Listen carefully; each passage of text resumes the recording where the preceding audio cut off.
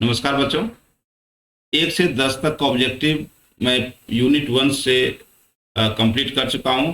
और यूनिट 1 में जो दिया हुआ है कि स्ट्रक्चर और नॉन स्ट्रक्चर जो एलिमेंट है प्रीकास्ट का कोड मेंशन किया हुआ सिलेबस में। कोड अगर मेंशन नहीं किया तो जनरल क्वेश्चन बनता है, एडवांटेज डिसएडवांटेज पर कभी आप बना सकते हैं। अगर आपको ऑब्जेक्टिव पूछ दिया कोड से तो आपको यूट्यूब में देखिए मिलेगा ही नहीं। कोड को मैं रियली में सही से पढ़ाया हूं। अगर पूछ दे पेपर ब्लॉक के बारे में लिखना है तो बहुत अच्छा से लिख सकते हैं। और ऑब्जेक्टिव भी अंदर में जो वैल्यू दिया वो पूछना चाहिए, क्योंकि कोड में मेंशन कर दिया रेफरेंस बुक में। अगर नहीं रहता कोड में तो हम नहीं देते। इसलिए इसको करके जाइए, मैक्सिमम चांस है पूछने का। 100% जो भी पॉसिबिलिटी है मैं आपसे इसलिए शेयर करता हूँ, करके जाइए, मिस नहीं होना चाहिए। अगर मिस हो गया तो पढ़ना बेकार हो जाएगा। इतना चीज पढ़ाया और नहीं आ गया, नहीं बना पाए तब अफसोस है। नहीं पढ़े हुए नहीं आया तो कोई अफसोस नहीं है। अगर पढ़ा हुआ चीज छूट जाए तब अफसोस होता है। इतना मेहनत मैं किया हूँ कोड से। अब कोड का पूछ देगा, नहीं बनेगा क्वेश्चन तो मुझे भी अफसोस आएगा और आपको आपका जो पर्सनल लॉस होगा ही होगा। तो 1 से 10 तक ऑब्जेक्टिव में दिया, उसके पीछे टेबल में दिया हूँ। अब रिवीजन करके नोट करके पॉज करके नोट कर सकते हैं, ठीक है। अभी रिवीजन इसको अब देखिए यूनिट 2 से। अब क्वेश्चन स्टार्ट हुआ 11 से, ठीक है। इसमें भी देखिए कोड मेंशन किया हुआ है। इसमें भी कोड है, वह क्या है, what is the standard value of basic module. Basic module क्या है, 1M से M for module in modular coordinator system. तो मॉड्यूलर कोऑर्डिनेशन सिस्टम है, शॉर्ट नोट्स भी आएगा का। उसका इसका यूज क्या है, इसका यूज है कि जितना भी एलिमेंट है प्रीकास्ट एलिमेंट को प्रॉपर प्लेस में कम टाइम में इरेक्ट करना। इरेक्ट में क्या हुआ, असेंबल करना, उसको फील्ड में जाके से तो पहले जो प्रीकास्ट करते हैं सबका नंबरिंग कर देते हैं। कैसे होते हैं, इसका यूनिट क्या है, मिनिमम 100 mm इंटरनेशनल बना के 100 mm को 1M बोलते हैं। 50 करना है तो पॉइंट क्या करे, 0.5 mm करे, आधा 50 mm हो गया। 0.1 करना है तो 10 mm हो गया। तो 1M जो यूज करते हैं 100 mm को स्टैंडर्ड बना के। ये ऑब्जेक्टिव अगर पूछेगा ही तो इसका आंसर क्या हो जाएगा, आपका बी हो जाएगा। क्या होगा, बी, ठीक है। देखो width of precast slab will be multiple हो। क्यों ऐसा बोला गया, क्योंकि ये कोड मेंशन किया हुआ फैब्रिकेशन का, तो उसमें स्लैब का, बीम का, कॉलम का डिटेल आपको यहाँ पर दिया हुआ। देखिए हम इंक्लूड कर दिया, देखने की जरूरत नहीं है। देखिए यहाँ पे देखिए पॉइंट पढ़िएगा तो होगा, dimension of precast element shall meet the design requirement, है ना। However the actual dimension shall be preferred dimension as follow. एक कोड में दिया हुआ, कोड से पूछेगा तो आपको लोगों बनना चाहिए ऑब्जेक्टिव। तो फ्लोरिंग और रूफिंग स्कीम रहेगा, फ्लोरिंग कर रहे हैं तो उसका मिनिमम वैल्यू कैसे, किसका मल्टीपल है, 1 तो जानते ही है। तो प्रीकास्ट स्लैब जो दिया हुआ है और अदर प्रीकास्ट स्टैंडर्ड है, इसका लेंथ होगा, लेंथ कितना होगा, नॉमिनल लेंथ जो इसका होगा 1M, 100 mm लेंथ होना चाहिए मिनिमम। 100 का मल्टीपल होगा, 100 होगा, 200 होगा, है ना। 100 M है तो 100 तो 100 इंटू 100 इतना होगा, इतना mm हो गया, 10,000 mm। या इसका 10 मीटर होगा, 100 mm से 10 मीटर। इसको लेंथ को मल्टीप्लाई कितना होगा, 1M से। अगर विड्थ ऑफ बीम निकालना है प्रीकास्ट का, विड्थ ऑफ बीम इसका 0.5M स्टैंडर्ड होता है। 0.5M 1, 1.5, 0.2M नहीं होता। मिनिमम कितना होना चाहिए, मल्टीपल 0.5M का मल्टीपल होना चाहिए। ये M क्या है, बेसिक मॉड्यूल हुआ। बस विड्थ पूछेगा तो 0.5M। Overall thickness of beam कितना, थिकनेस को बोल दिया, पॉइंट विड्थ से थिकनेस कम लिया 0.1 mm। 0.1 mm को ओवरऑल थिकनेस बोला किसका, स्लैब, सॉरी बीम नहीं, स्लैब का। स्लैब का जो विड्थ होता है और लेंथ होता है, विड्थ 0.5M होगा, लेंथ 1M होगा, और थिकनेस ऑफ स्लैब 0.1M। क्योंकि क्या बहुत थिकनेस बहुत कम होता है, 125 mm हो गया, 5 इंच का, 6 इंच का, इसलिए 0.1M कर दिया। 0.1M कितना mm हुआ, 10 mm हुआ, 10 mm हो गया 125 हो गया, 10 को वैल्यू होगा। तो ये 3 वैल्यू आपको ध्यान में रखिए, ऑब्जेक्टिव पूछेगा। उसी टाइप से आपका कॉलम का हो गया, बता दी बीम का भी लेंथ जब पूछेगा देखिए सबका 1 mm होगा, इसका 1 mm होगा लेंथ का।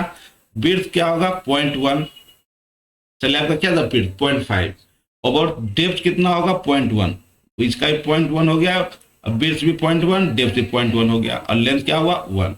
उसी टाइप से आपका आ गया किसका, कॉलम का। कॉलम का height of the column for industrial cell भी 1 mm होगा।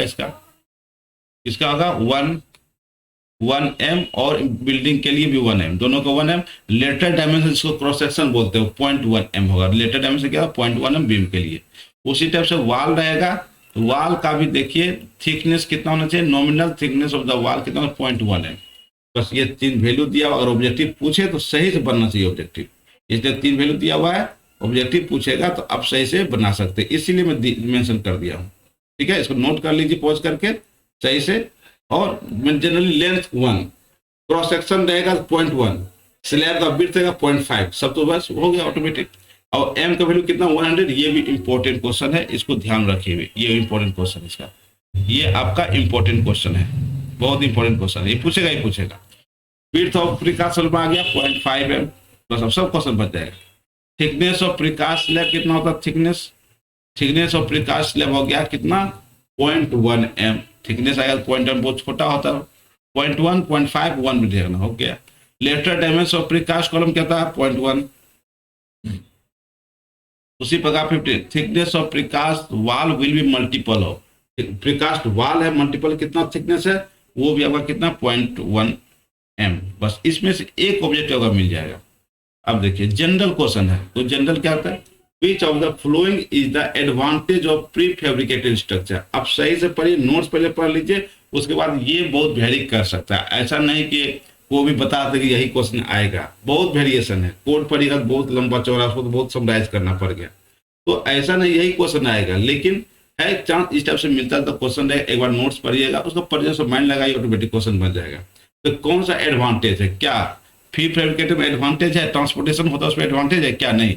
ये ट्रांसपोर्टेशन और टफ वर्क हो गया, इंडस्ट्री में एक मेंबर बना लिया, उसको ट्रांसपोर्ट करना है कहाँ पर, साइट पर, उसको ले जाने में प्रॉब्लम, इसीलिए तो इंडिया में उतना डेवलप स्टेब्लिश नहीं है। क्यों नहीं है, क्योंकि ट्रैफिक प्रॉब्लम यहाँ पर है, इंडस्ट्रियल जहाँ पे लगाएंगे वहाँ के ट्रांसपोर्टेशन चौड़ा रोड नहीं है। जापान, अमेरिका या जो भी डेवलप्ड कंट्री में क्या है, रोड का विड्थ बहुत ज्यादा है, इसलिए वहां पे इजिली कोई भी घर बनाना है तो प्रीकास्ट यूज करके कर सकते हैं। लेकिन इंडिया में पॉसिबल नहीं है, जहां डेवलप्ड सिटी है, जैसे प्लान सिटी चंडीगढ़ है, तो वहां प्लान वहां पर सब संभव है, वहां पे ऑलरेडी रिंग रोड है, ऑलरेडी प्लान किया हुआ है। अब पटना में कोई प्रीकास्ट करना चाहेगा, यहाँ बाजार समिति आई है तो लगता है गली में G+7 तक रोड बना दिया है, या कोई रजिस्टर, कोई रूल रेगुलेशन कुछ भी नहीं है, कैसे बन पाएगा यहाँ पे। तो इसीलिए वही टाउन होगा जहां नोएडा है, तो ऑलरेडी डेवलप किया हुआ, वहां पर यूज किया जा सकता है। ठीक है, तो इसके लिए ट्रांसपोर्टेशन प्रॉब्लम है, ये तो संभव नहीं है। लेस फास्टनिंग रिक्वायर्ड है, ये सही है। क्या है, डिफॉर्मेशन ऑफ ज्वाइंट बाहर जाना, ये क्या, ये नहीं होना चाहिए advantage. Need to heavy duty crane structure, heavy duty crane लगा रहे हैं, क्या जरूरत है, लेकिन एडवांटेज है हैवी कॉस्ट बढ़ा देता है। डिफॉर्मेशन में क्या, ज्वाइंट को अलग होना, डिफॉर्मेशन में क्या अलग होना, ये भी थोड़ा सा। तो लेस फास्टनिंग, ये थोड़ा एडवांटेज है, जब प्री फैब्रिकेशन स्ट्रक्चर यूज करेंगे तो फास्टनिंग का जरूरत कम पड़ेगा इसमें। उसी प्रकार देखिए 17 during design of element in pre fabricated structure due consideration should be given, क्या क्या कंसिडर करना पड़ता है क्वेश्चन। अब यही नहीं कि सेम क्वेश्चन पूछेगा नहीं पूछ सकता है, और डिफरेंट, तो ध्यान से क्वेश्चन पर जनरल क्वेश्चन पूछ सकता है, नहीं तो कोड जो मैं बताया उससे संभावना क्वेश्चन है। इसलिए तो मैं 3 ऑप्शन दे दिया, स्लैब, बीम, कॉलम और स्लैब का, वाल का। ड्यूरिंग डिजाइन एलिमेंट में क्या क्या, गुड क्वालिटी मटेरियल होना चाहिए, जरूर होना चाहिए। Stress develop during handling the member, वो भी ध्यान रखना चाहिए। मिनिमम फैक्टर ऑफ सेफ्टी, अब क्या होता है, फैक्टर ऑफ सेफ्टी ज्यादा अनइकोनॉमिकल हो जाएगा, तो एज पर डिजाइन रिक्वायर्ड। और मिनिमम सेफ्टी क्या है, इसमें क्या IS 456 यूज करेंगे हमेशा, IS 456 जो हम लोग RCC में पढ़े हुए हैं वही कोड यूज होगा, इधर कोई यूज नहीं, गलत बात है, इसका यूज यही होगा। इसी कोड के अनुसार हम लोग डिजाइन करेंगे, एनालिसिस करेंगे, डिजाइन यही पैरामीटर होगा, जो ये फैक्टर का वही होगा, इसमें तो कोई दिक्कत नहीं है। ऑल ऑफ दिस, बस यही। अब मिनिमम फैक्टर में ज्यादा फैक्टर यूज नहीं कर सकते मिनिमम इकोनॉमिकल डिजाइन के लिए, ठीक है। तो इसमें क्या D नंबर होगा आंसर, इसमें all of this clear. 18 number देखिए, 18 number, what is the another name of pre fabricated structure. Pre fabricated structure दूसरा नाम क्या है ना, दूसरा नाम क्या, और डेवलप्ड स्ट्रक्चर है, मॉडुलर स्ट्रक्चर है, हाई स्ट्रक्चर है, साइट फिक्सिंग स्ट्रक्चर है। तो इसमें जब दूसरा प्री फैब्रिकेटेड करते हैं तो मॉडुलर कोऑर्डिनेट सिस्टम यूज करते हैं, ध्यान रखना, मॉडल यूज करते हैं, एम का वैल्यू यूज करते हैं, एम का मल्टीपल होगा, एम का कोई भी स्ट्रक्चर होता है, स्टैंडर्ड साइज है एम, और एक एम होता है 100 mm का ही मल्टीपल होगा 1m, तभी हम लोग कंस्ट्रक्शन सही से कर सकते हैं। स्टैंडर्ड रूल बनाया गया है। तो मॉडुलर स्ट्रक्चर होगा, यहाँ पे क्या होगा, मॉडल, और ये डेवलप्ड स्ट्रक्चर ये होगा। 19 नंबर देखिए, based on load transfer the joint can be classified, classify कितना क्लासिफाई कर सकते हैं, टेंशन जोन भी कहीं होता है, तो जैसे जानते हैं पर कंप्रेशन भी होता है, फ्लेक्सर जॉइंट, अगर मान लीजिए बीच में हारा दो प्रीकास्ट मेंबर को ज्वाइन करना है बीम में, तो उसका अगर ज्यादा स्पेन है तो उसमें फ्लेक्सर जॉइंट भी आएगा, ऑल ऑफ दिस होगा। इसमें बहुत सिंपल क्वेश्चन रहेगा, ऐसा नहीं कि अब जो दे रहे वही आएगा। इससे एक बार थ्योरी सही से पढ़ लीजिए यूनिट 2 का, बस यूनिट 2 में, यूनिट 3 में कहीं प्रॉब्लम नहीं है। आपका जो ऑब्जेक्टिव बनाऊंगा, जो भी चीज पढ़ाया वही रहेगा। What is the name of prefabricated method, नाम क्या है, flow method, fixed method, stand method और हैंडल। अब प्री फैब्रिकेशन मेथड दो टाइप होता है, एक फ्लो मेथड होता है जिसमें डायमेंशन जो साइज है वो चेंज करते रहता है, एक होता है स्टैंडर्ड। एक क्या होता है, एक होता है आपका स्टैंडर्ड। स्टैंडर्ड में क्या होगा आपका, स्टैंडर्ड होता है एक स्टैंड इसको बोलते हैं। तो दो मेथड है, फ्लो में क्या होगा कि साइज वेरी करेगा और स्टैंड में साइज वेरी नहीं करेगा। तो इसमें name of pre fabricated system, flow में क्या होगा, फ्लो मेथड भी है, फ्लो फिक्स्ड स्टैंडर्ड, स्टैंडर्ड ही रहेगा जनरली, तो हम यही यूज करते हैं। Which fabricated method units move to various section for process. तो प्रोसेस जब हम लोग कास्ट करते हैं तो किसका वेरी करता है डायमेंशन, उसको क्या बोलते हैं, स्टैंड फिक्स है, fixed method, stand hand method. इसमें से ऑप्शन आएगा क्या क्या, फ्लो मेथड होगा, क्या होगा आपका, फ्लो मेथड।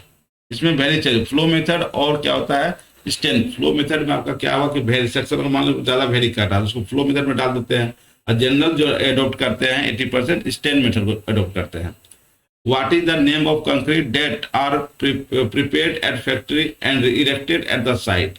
अब बस उसका नाम क्या है, प्री स्ट्रेस कंक्रीट भी है, precast concrete, both A and B, none of the, बस यही सब क्वेश्चन तो पूछे, कितना क्वेश्चन ऐड करें। अब जो फैक्ट्री में बनता है और इरेक्ट करते हैं साइट पर, तो प्री स्ट्रेस कंक्रीट भी हो सकता है, उसको ट्रांसपोर्ट साइड इंडस्ट्री बनाते हैं। और जैसे मान लीजिए कि पोल्स है या इलेक्ट्रिकल पोल्स हो गया है ना, स्लीपर्स हो गया, इंडस्ट्री बना के उसको रेलवे में लेके आते हैं या जहाँ पे हमको वर्क वहाँ ले जाते हैं। प्रीकास्ट कंक्रीट देखिए नाम है, तो क्वेश्चन को पढ़िएगा ध्यान से, थोड़ा सा लॉजिक अप्लाई कीजिए उसमें, इसमें क्या A and B C number हो जाएगा। तो इसमें बहुत सारा क्वेश्चन बन सकता है, इसमें इनपुट उतना नहीं कर पाएंगे। और यूनिट नेक्स्ट वीडियो बनाएंगे यूनिट 3, 4 और 5 का, तो ऑलरेडी पता ही है, कुछ छोटा छोटा न्यूमेरिकल पूछ सकता है ना। सबसे इंपॉर्टेंट है आपका प्री स्ट्रेस लॉसेस से, जितना भी 5-6 लॉस बताए हैं आपका प्री टेंशनिंग और पोस्ट टेंशनिंग मिला के, बस उसी से पूछे। Crack, loss due to the cracks, loss short elastic shortening, loss due to the shrinkage of क्या concrete, loss due to the relaxation of steel, clear, loss due to the curvature क्या होगा, loss due to the friction से क्या होगा, बस वो सब value आपको नेक्स्ट वीडियो में मैं बता दूंगा। और डिफरेंट मेथड ऑफ क्या है प्री स्ट्रेसिंग, उसमें क्या क्या 4-5 मेथड है, कौन किसके लिए एप्लीकेबल है, बस उससे ऑब्जेक्टिव बना के मैं अपलोड कर दूंगा। ये लास्ट टॉपिक था, ठीक है। अब न्यूमेरिकल के लिए ज्यादा ध्यान दीजिए कि सिंपली सपोर्टेड रेक्टेंगुलर सेक्शन रहेगा, मिड पॉइंट पर स्ट्रेस कैसे फाइंड आउट करते हैं, बस वो फॉलो कर लीजिए, बस हो जाएगा, कोई दिक्कत नहीं है।